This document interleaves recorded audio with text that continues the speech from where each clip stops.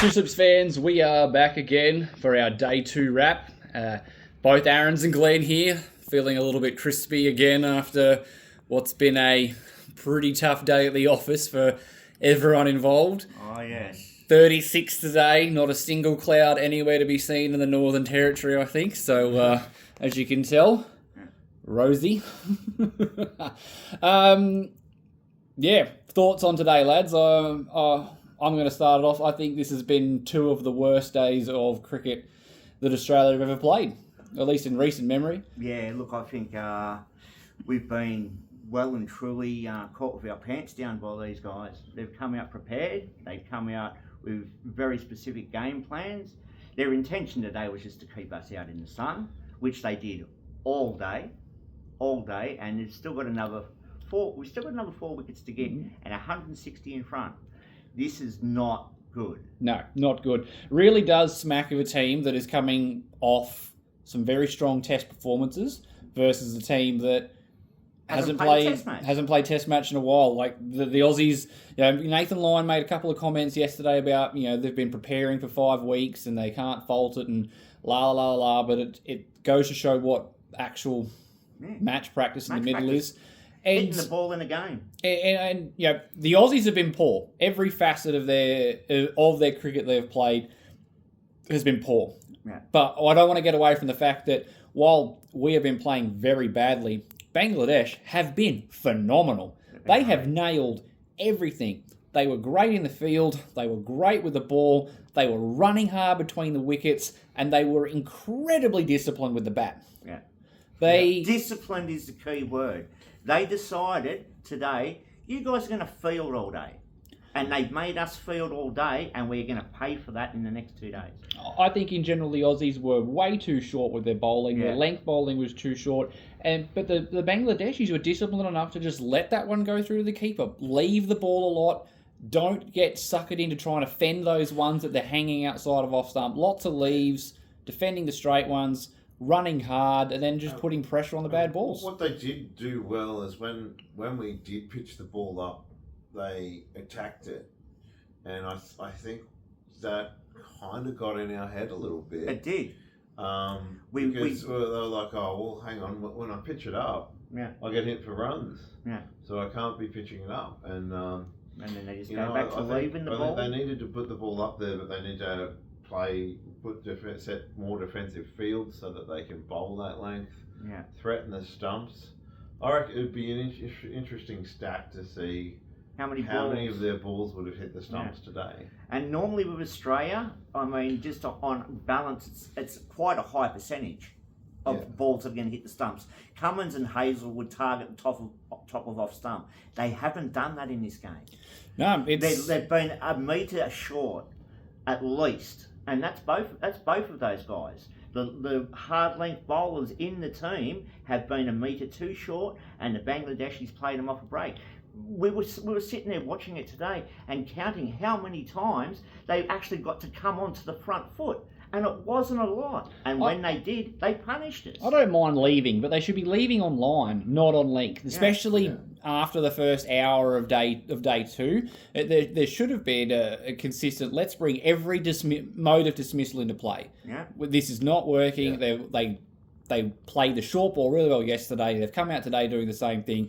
Let's just set a ring field, target the stumps and the pads, and if you're going to miss, it's going to hit the pads. We're going to shout. It's going to knock the stumps over. You're going to be gone, and we're bringing the edge into play. But it just, it seems, Glenn, I think you put it together really well. They just seem to be hedging their bets on what their strategy was. They sort of just half committed to a bunch of different strategies. We're going to hang it down that full of line outside off, but I want to keep 2 guys back because I might want to bang in a short one. And just when they did go to the short ball strategy, they didn't really go into it. Like they didn't set your short leg and your leg gully. It was just we're banging it in short because we're Aussies and that's what we do. And mind you, if we've got this, I'm so annoyed at this. If we have Cummins, Hazelwood, Stark, Webster, and Green, there is absolutely no need for Marnus Labuschagne to roll his arm over. Zero. None.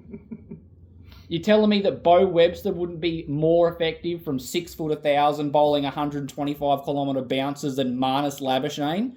If we're playing 2 all-rounders in the side, Marnus doesn't need to bowl at all. It's just like top to bottom, Australia's approach to this game has been woeful. Yeah. Yeah. Utterly woeful. From, like, did they watch any film about Bangladesh? You can tell that Bangladesh are incredibly well coached and came to Australia with a brilliant plan, both as the batters and the bowlers. It doesn't look like we've got any clue how to play these guys. It was just like, we just run in and bowl our good balls, we'll get them out because we're the Aussies. Yeah, it's not how it worked. They have outfought us. They've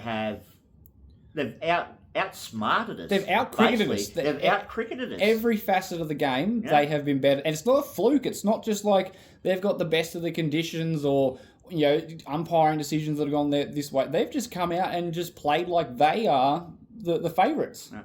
And we've done ourselves no favours in the field. Our running between the wickets, I mean, that's something that I really want to talk about.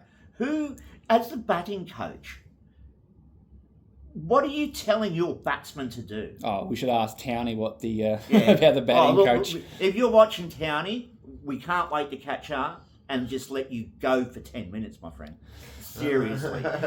You've got the mic for 10 minutes, you just tear in because it's been appalling.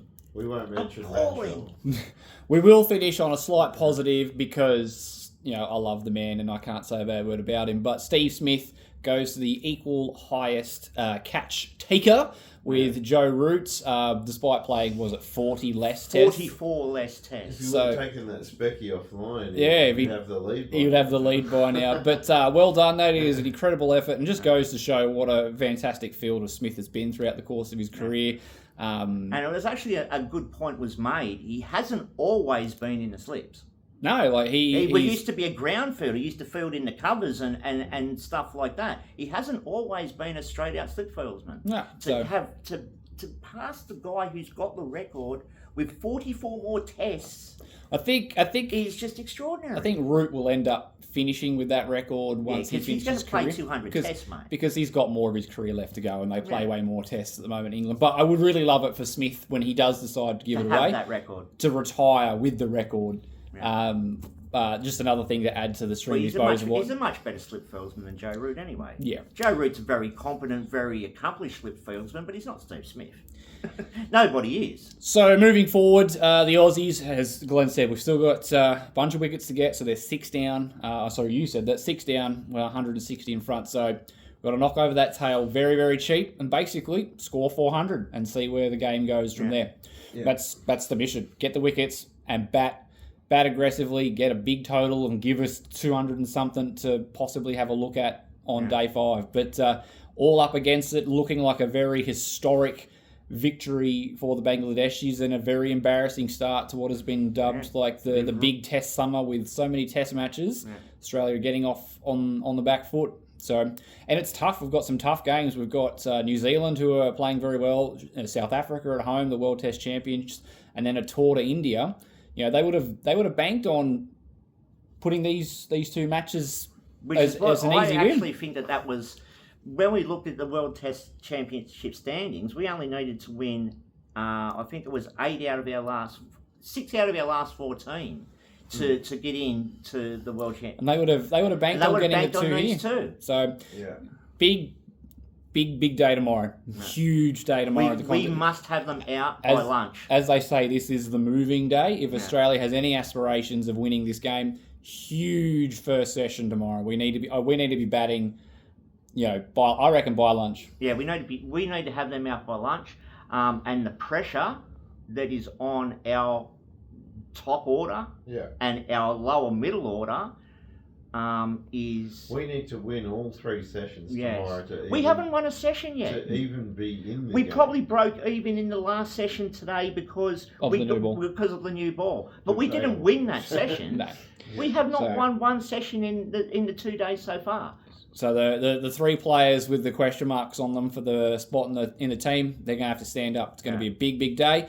We'll be there again. We will. So fingers crossed that we've got some better news for you when we come back slightly roasted again tomorrow night. Might But need some black umbrellas or something. I think we might just need to hide in the shade for a bit tomorrow. But Some goth strength sunscreen. all right, guys. Until next time, bye for now. Hasta la vista. Bye, guys. Over.